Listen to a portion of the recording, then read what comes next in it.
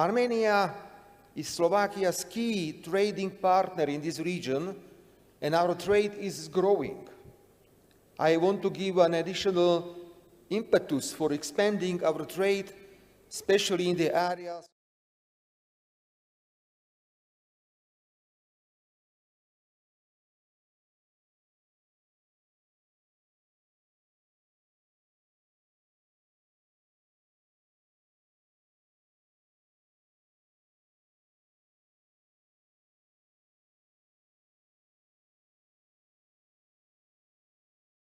of Slovakia, Mr. Robert Fico, who will be delivering his welcoming remarks.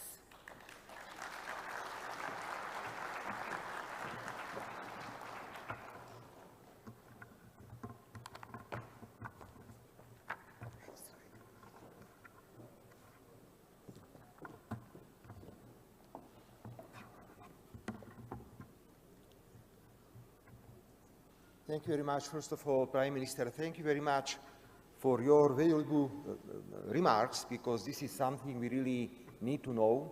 So thank you very much. Ladies and gentlemen, in my age 60, of course, I did in my life several mistakes, but there is one, I never visited your country. So I hope that after these 2 days in your beautiful, beautiful capital, I will have many reasons to come again, because to follow what you have achieved, this is remarkable. So congratulations from my position. Thank you very much.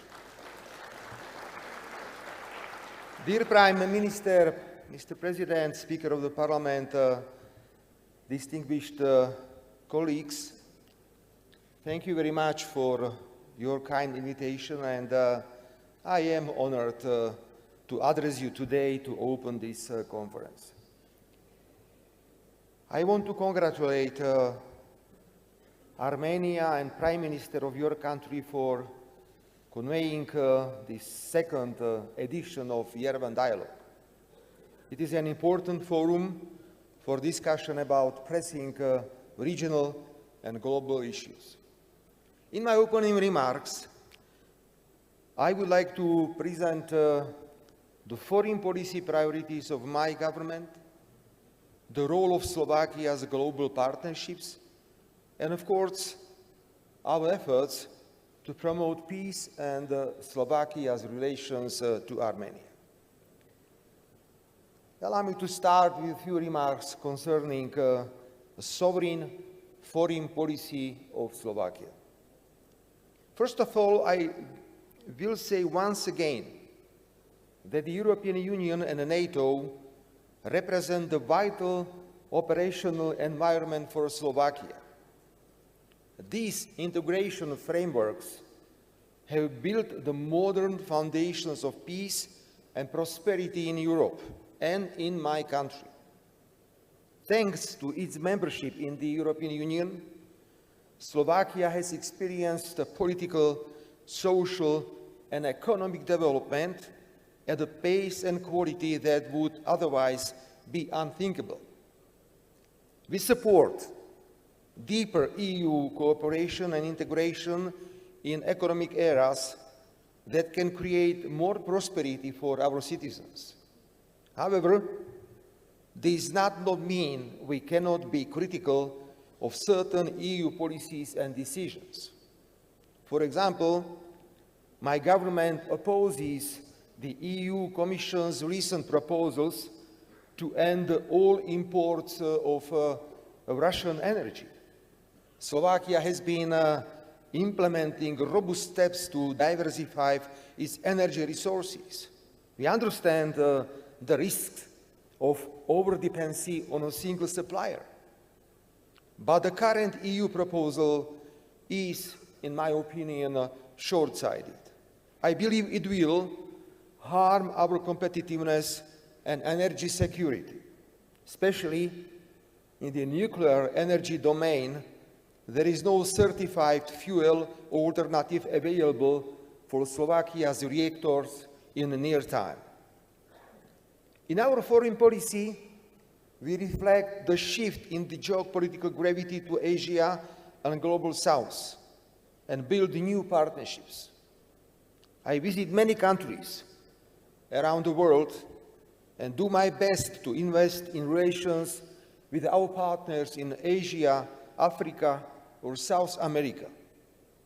We have promoted our relations to the level of strategic partnership with the Republic of Korea and the People's Republic of China, and we are working to strengthen relations with India, Indonesia, Japan, and Vietnam. As a small, open and export-oriented economy, we are clearly not happy to see that global rise in economic protectionism, unfair trade practices, and trade war. In Slovakia, ladies and gentlemen, the automotive industry is the backbone of our economy. According to some estimates, some 20,000 jobs in Slovakia could be threatened in case of an escalating trade war with the United States. For this reason, we need to intensify trade relations with the nations interested in free trade and diversify our export destinations.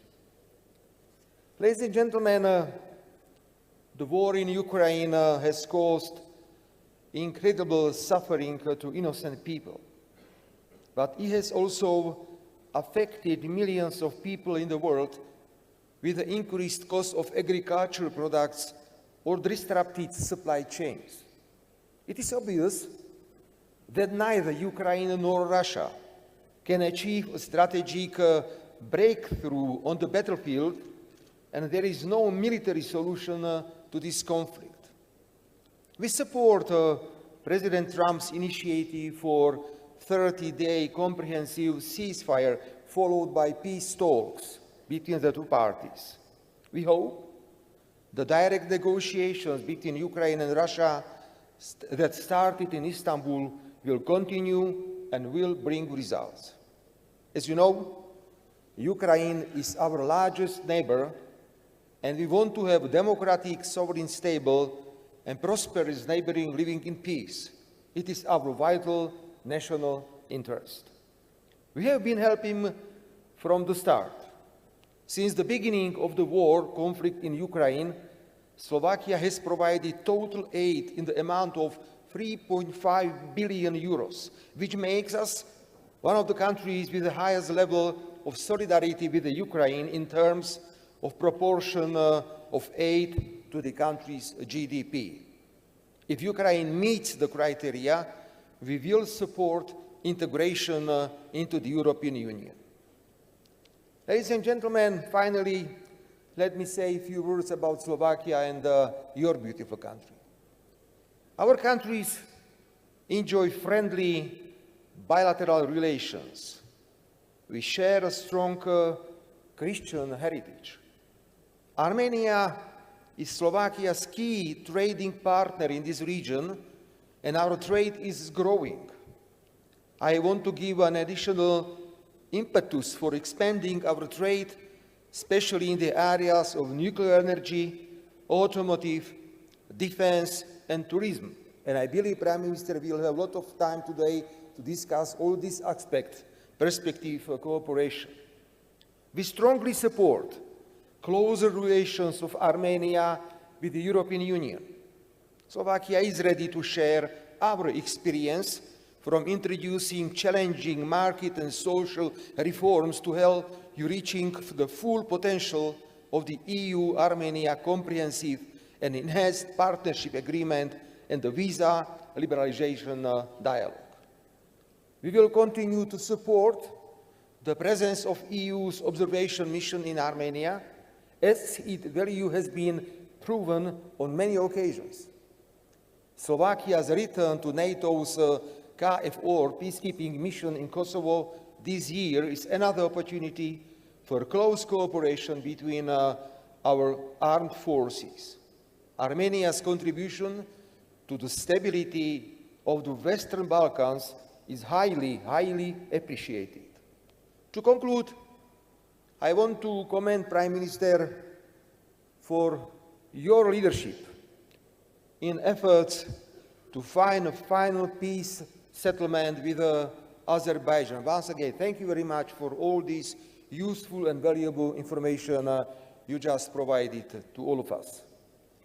The announcement earlier this year represents a decisive step towards lasting peace and security in the region.